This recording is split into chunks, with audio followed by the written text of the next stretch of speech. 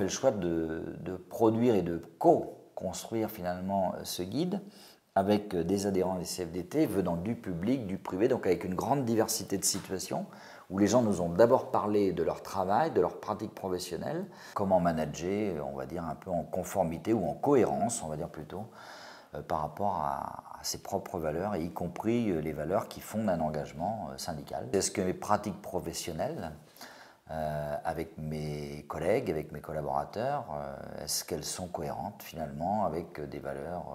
on va dire, de liberté, d'équité, d'émancipation? Mais on a pensé à un guide qui soit un peu un guide pratique, dans lequel non seulement on dit un peu quelle est notre conception du management, on donne beaucoup de clés de lecture sur ses propres pratiques professionnelles. Je suis convaincu qu'il faut réhabiliter cette fonction, c'est-à-dire, quand je dis réhabiliter, c'est lui redonner quelque part des lettres de noblesse qu'elle a sans doute perdues, parce que les employeurs ont voulu en faire quelque part un seul instrument de pilotage, lui redonner toutes ses vertus d'animation d'espace collectif, finalement d'impulsion des coopérations là où il y a surtout de la compétition entre les individus,